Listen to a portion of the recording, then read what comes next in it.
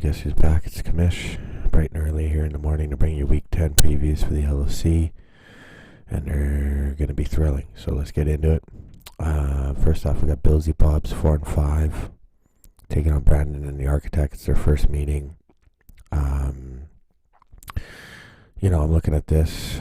Danny's lost 4 straight, and you got to wonder if Alvin Kamara's been a bit of a curse. He's also 13th in scoring, which comparing that to the Architect, he's the top scoring team by 87. So, I'm looking at the Architect. He's looking to double his money. He's looking at regular season champ. Right now fighting with Sueño, but Sueño didn't put the money in, so he's in already with that. And also, obviously, top scoring team. So doubling your money right off the bat before even the playoffs start. So that's how you can do it in the LOC.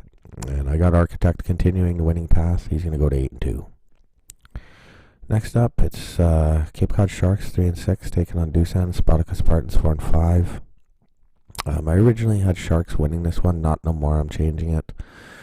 Sharks in full sell, so I'm changing the pick. It's a bad bye week again for him.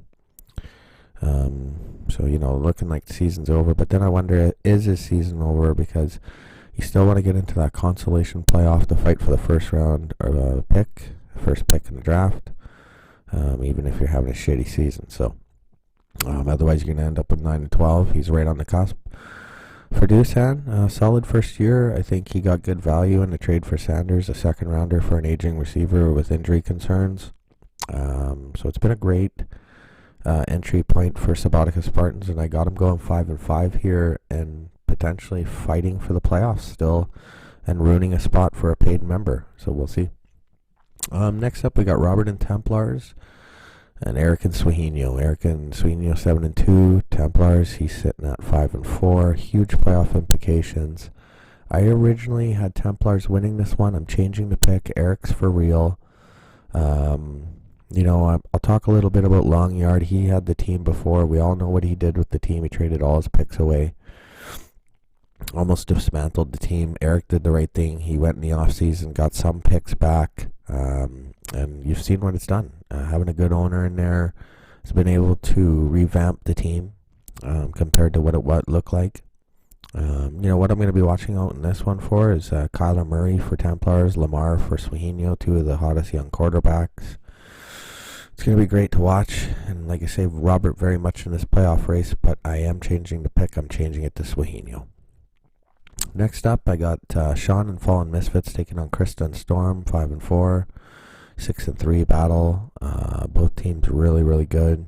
I'm sorry, guys. I actually didn't have time to look up the lifetime matchups. I made a note of it here to look that up, but I didn't have a chance to, and I really do apologize because I do like looking up those lifetime battles. So I'll try to get back to that next week. But when I look at this matchup, Krista, she's not going to get 50 plus from RW3 versus San Fran like she did this past week on Monday night. It's just not going to happen. Whereas with Fallen Misfits, a couple things to watch out for. I think is going to be James Conner and Le'Veon Bell late for injuries. We already see Bell kind of saying he's hurt. Connor, Pittsburgh's still very much in the playoff race, but I find with teams that aren't in the playoff race, you get a high-profile player like Le'Veon Bell, all of a sudden hurts a foot or a knee or an ankle, and he's shut down for the year. So just something to watch out for Sean with all the running backs. But, Sean, it's great to see that you're a serious threat this year. You had a tough schedule, too, this year. And I got you beating another tough team. I got Sean winning this one against Krista. Next up, we got Ryan and Deuce Bombers taking on Brian and the 12th Man. Playoff implications for sure. 5-4 for Deuce, 4-5 for Deuce, 12th Man. Deuce holds the last spot right now, I think, in the playoffs at 5-4, with 3 other teams tied with him. He's the second highest scoring team in the league. Brian is the 6th. So high profile matchup. Again, I apologize for not looking up the lifetime matchup, but these two used to be in the West Division. Storied history. They played in the finals, I believe, back in 2015.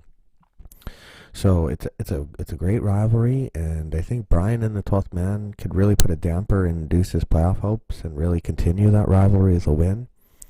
Josh Allen will start for Deuce, but I do have Deuce beating the 12th man. I think the stars will shine for Deuce. Guys like Mike Evans, etc., are going to put up big numbers against that Arizona defense, and I think Deuce finds a way to be in the playoffs. Next up, I got Milan in the 6, taking on LE Island and M Unique. I had a chance to see this one lifetime. It's Milan 1-0 lifetime just because it was last year. A big game to see if possibly one goes to consolation. I mean, both teams are 2-7. The winner will be right on the cusp. The loser will definitely end up with a pick in the round, or the pick 9 to 12 range. But I'm glad to see Ellie. Looking forward to next year. She put the post out. She's looking to make trades. It obviously appears that she has a very busy life, and I think we all have to respect that. I'm having a hard time getting these previews done. And then for Milan, I mean, he's my bro. He's going to be in this league forever. I got 6 beating Ellie here, though, and both teams that I think are still going to be looking forward to next year. Next up, we got Adrian and the Age Crew taking on Norman, Canadian guy. 2 new owners this year, battling it out in the red and white division. I think this might be the only divisional battle, actually, this week. Hunt, he's going to be back from an 8-game suspension for Adrian. And I'm hoping to see Norm here 2 years from now. He'll be in the Tier 2 next year. We'll see if he can find a way to win it. He's not going to win this game, though. He's going to fall to 1-9. I got Adrian winning this one. Next up, Joshua Life's a Mitch taking on Lucas and Green Lightning. I'm looking at Life's a Mitch. He's a serious contender in this red and white division. He will have Ryan Tannehill starting this week. And the problem with Life's a Mitch right now is his quarterbacks. I looked, moving forward, who's it going to be? Cam Newton on IR. Gardner Minshew just lost his job.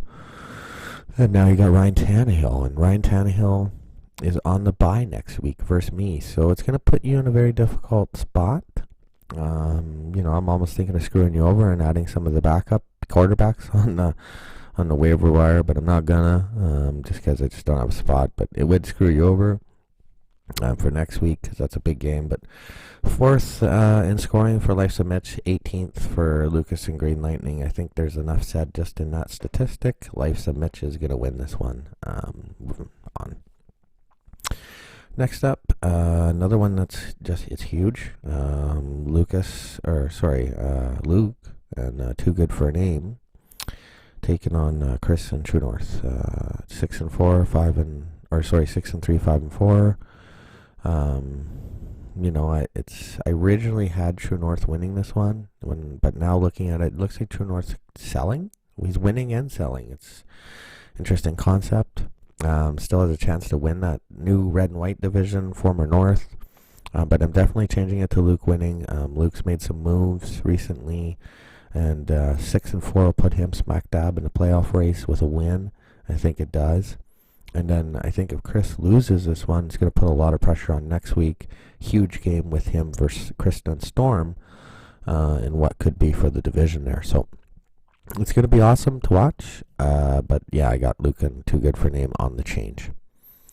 All right, guys. So now we're at the last game of the week. It's myself versus my wife. I know it seems weird. You guys are probably thinking, "Oh, look at putting these guys on a game of the week," but we're both 6-3. I looked at it. NFL.com has the projection. I think it's me beating Susie by less than a point. So it doesn't get any better than that. But when I look at this, here's what I see as storylines. Well, first, it's going to be a thriller. The loser is going to be in serious trouble, I think, playoff-wise. I'm scared, I'll be honest. Breeze has a big game at home, I think, for Suze. I'm going to be watching Josh Gordon for Seattle, his debut, probably taking on Richard Sherman on Monday night. I'm going to touch on Cleveland, obviously. Odell, is he a cancer? Not really. I mean, he's complaining about not getting the ball. I don't blame him because his Baker bust. Well, in his second year, he definitely is. I think it's too early to label him a bust. But we see this all the time with sophomore seasons. And then, essentially it looks like Jarvis Landry's still the best wide receiver in Cleveland. He's a great wide receiver, a great possession receiver. Again, it's going to be a thriller. Hate to say this, I got Geese beating Whore Business in this one. But every bet I've done against Sue's, it usually goes the other way. So maybe it's reverse psychology.